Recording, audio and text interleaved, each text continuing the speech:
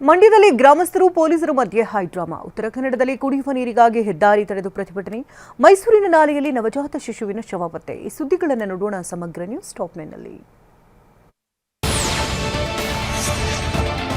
ಮಂಡ್ಯದ ಗೊರವನಹಳ್ಳಿ ಗ್ರಾಮಸ್ಥರು ಮತ್ತು ಪೊಲೀಸರ ನಡುವೆ ಭಾರೀ ಹೈಡ್ರಾಮಾ ನಡೆದಿದೆ. ಮದ್ದೂರು ನಗರಸಭೆ ವ್ಯಾಪ್ತಿಗೆ ಗೊರವನಹಳ್ಳಿ ಗ್ರಾಮ ಪಂಚಾಯಿತಿ ಸೇರ್ಪಡೆಗೆ ವಿರೋಧಿಸಿ ಕಳೆದ ಹಲವು ದಿನಗಳಿಂದ ಪ್ರತಿಭಟನೆ ನಡೆಸಲಾಗ್ತಾ ಇದೆ. ಆದರೆ ಪ್ರತಿಭಟನೆ ನಡುವೆನೂ ಪಂಚಾಯಿತಿಯಲ್ಲಿ ಇದ್ದ ಕಡತಗಳ ರವಾನೆ ಮಾಡಿದ್ದಾರೆ ಅಂತ ಗ್ರಾಮಸ್ಥರು ಆರೋಪ ಮಾಡಿದ್ರು. ನೂರಾರು ಪೊಲೀಸರ ಸಮ್ಮುಖದಲ್ಲಿ ಕಡತ ಹೊತ್ತೊಯ್ಯುತ್ತಾ ಇದ್ದಾರೆ ಅಂತ ಆರೋಪಿಸಿ ಜನ ಆಕ್ರೋಶ ವ್ಯಕ್ತಪಡಿಸಿದ್ದಾರೆ. ಈ ವೇಳೆ ಹೈಡ್ರಾಮಾ ನಡೆಯಿತು.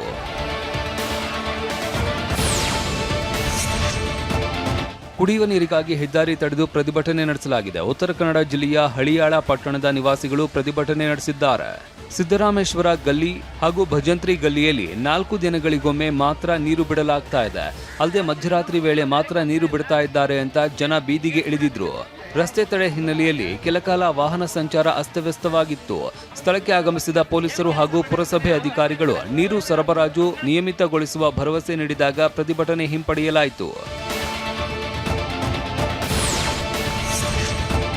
ಬೆಂಗಳೂರಿನ ಬೆಳ್ಳಂದೂರಿನಲ್ಲಿ ಇರುವ ಸಕ್ರ ಆಸ್ಪತ್ರೆಯ ಬಳಿ ಅಗ್ನಿ ಅವಘಡ ಸಂಭವಿಸಿದೆ. ಅಗ್ನಿ ಅವಘಡದಲ್ಲಿ 3 ಶೆಡ್ಗಳು ಬೆಂಕಿಗೆ ಆಹುತಿಯಾಗಿವೆ. ಕಸಕ್ಕೆ ಹಚ್ಚಿದ್ದ ಬೆಂಕಿ 3 ಶೆಡ್ಗಳಿಗೆ ವ್ಯಾಪಿಸಿ ಸುಟ್ಟು ಭಸ್ಮವಾಗಿವೆ. ಶೆಡ್ನಲ್ಲಿ ಇದ್ದವರು ತಕ್ಷಣ ಹೊರಬಂದಿದ್ದರಿಂದ ಅನಾಹುತ ತಪ್ಪಿದೆ. ಕೂಡಲೇ ಸ್ಥಳಕ್ಕೆ ಬಂದ ಅಗ್ನಿಶಾಮಕ ಸಿಬ್ಬಂದಿ ಬೆಂಕಿಯನ್ನು ನಂದಿಸುವಲ್ಲಿ ಯಶಸ್ವಿಯಾಗಿದ್ದಾರೆ. ಘಟನಾ ಸ್ಥಳಕ್ಕೆ ಮಾರತ್ತಹಳ್ಳಿ ಠಾಣೆ ಪೊಲೀಸರು ಭೇಟಿ ನೀಡಿ ಪರಿಶೀಲನೆ ನಡೆಸಿದ್ದಾರೆ.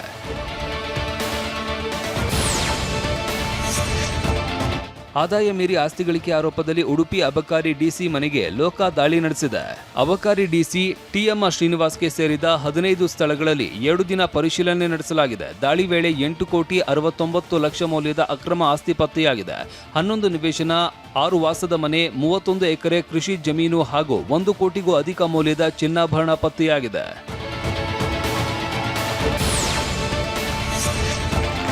ಮುನಿಸು ಮರೆತು ನ್ಯಾಯಾಲಯದಲ್ಲಿ ಮತ್ತೆ 3 ಜೋಡಿ ಒಂದಾಗಿವೆ. ಕೊಪ್ಪಳ ಜಿಲ್ಲೆ ಗಂಗಾವತಿಯ ನ್ಯಾಯಾಲಯದಲ್ಲಿ ಈ ಘಟನೆ ನಡೆದಿದೆ. ದಾಂಪತ್ಯದಲ್ಲಿ ಬಿರುಕು ಮೂಡಿ 1ನೇ ಹೆಚ್ಚುವರಿ ಸೆಷನ್ಸ್ ಕೋರ್ಟ್ನಲ್ಲಿ ವಿಚ್ಛೇದನಕ್ಕೆ 3 ಜೋಡಿ ಅರ್ಜಿ ಸಲ್ಲಿಸಿದ್ವು. ಆದರೆ ಲೋಕ ಅದಾಲತ್ನಲ್ಲಿ ಜಡ್ಜ್ಗಳಾದ ಸದಾನಂದ ನಾಗಪ್ಪ ನಾಯಕ್, ಗುಂಡಪ್ಪ ಬಸವಣ್ಣಪ್ಪ, ಹಳ್ಳಕಾಯಿ ನಾಗೇಶ ಪಾಟೀಲ್, ಮೇಘಾ ಸೋಮಣ್ಣನವರ ಸಮ್ಮುಖದಲ್ಲಿ ಮರು ಮದುವೆ ಮಾಡಲಾಯಿತು.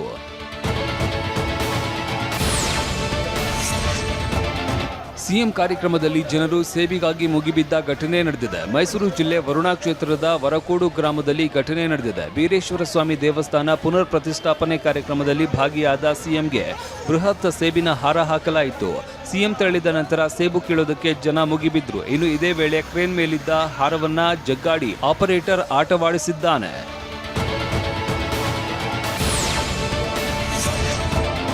ಆನೇಕಲ್ ತಾಲೂಕಿನ ಪುರಾಣ ಪ್ರಸಿದ್ಧ ಹುಸ್ಕೂರು ಮದ್ದೂರಮ್ಮನ ಜಾತ್ರೆ ವಿಜೃಂಭಣೆಯಿಂದ ನಡೆಯಿತು. ಜಾತ್ರೆಗೆ ಸುತ್ತಲಿನ 17 ಗ್ರಾಮಗಳ ಭಕ್ತರು ಸಾಕ್ಷಿಯಾದರು. ಪ್ರತಿ ವರ್ಷ ತೇರುಗಳ ಎತ್ತರ 150 ಅಡಿಗಳಿಗೂ ಹೆಚ್ಚು ಎತ್ತರವಿರ್ತಾ ಇತ್ತು. ಆದರೆ ಕಳೆದ ಬಾರಿ ತೇರು ಉರುಳಿ ಅವಘಡ ಸಂಭವಿಸಿದ ಹಿನ್ನೆಲೆ ಮುಂಜಾಗ್ರತಾ ಕ್ರಮವಾಗಿ ಈ ಬಾರಿ ತೇರುಗಳ ಎತ್ತರವನ್ನ ಜಿಲ್ಲಾಡಳಿತ 80 ಅಡಿಗೆ ನಿಗದಿಪಡಿಸಿತ್ತು.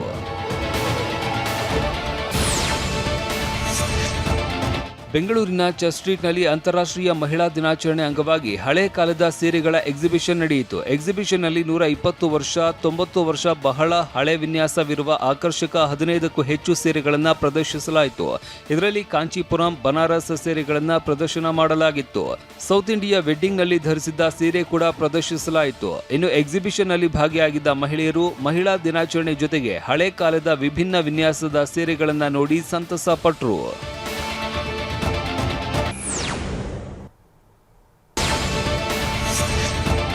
ಜಿಲ್ಲಾಧಿಕಾರಿ ಹಾಗೂ ಎಡಿಸಿ ಅವರ ಡಿಜಿಟಲ್ ಸಹಿ ದುರುಪಯೋಗ ಪಡಿಸಿಕೊಂಡು ನಕಲಿ ಬಿಲ್ ಸೃಷ್ಟಿಸಿದ್ದ 5ರನ್ನ ಚಿತ್ರದುರ್ಗ ಪೊಲೀಸರು ಬಂಧಿಸಿದ್ದಾರೆ. ಬಂಧಿತರು ನಗರಾಭಿವೃದ್ಧಿ ವಿಭಾಗದಲ್ಲಿ ಹೊರಗುತ್ತಿಗೆ ನೌಕರರಾಗಿದ್ದು, ನಕಲಿ ಸಹಿ ಬಳಸಿ ಸಿಎಲ್ಟಿಸಿ ಸಿಬ್ಬಂದಿ ವೇತನದ 15 ಲಕ್ಷ ರೂಪಾಯಿ ನಕಲಿ ಬಿಲ್ ಸೃಷ್ಟಿಸಿದ್ರು.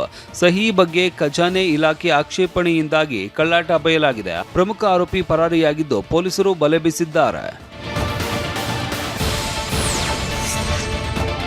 ಕಾಫಿನಾಡಿನಲ್ಲಿ ಕಾಡಾನೆಗಳ ಹಾವಳಿ ಮುಂದುವರೆದಿದೆ. ನಟ ಗುರುನಂದನ್ ಮನೆ ಬಳಿ ಕಾಡಾನೆ ಬಿಂದಾಸ್ ಓಡಾಟ ನಡೆಸಿದೆ. ಮೂಡಿಗೆರೆಯ ಸಕ್ರೆಬೈಲಲ್ಲಿ ಇರುವ ನಟ ಗುರುನಂದನ್ ವಿಲ್ಲಾ ಆವರಣಕ್ಕೆ ಬಂದ ಕಾಡಾನೆ ಸ್ವಿಮ್ಮಿಂಗ್ ಪೂಲ್ನಿಂದ ನೀರು ಕುಡಿದು ಬಿಂದಾಸ್ ರೌಂಡ್ಸ್ ಹಾಕಿದೆ.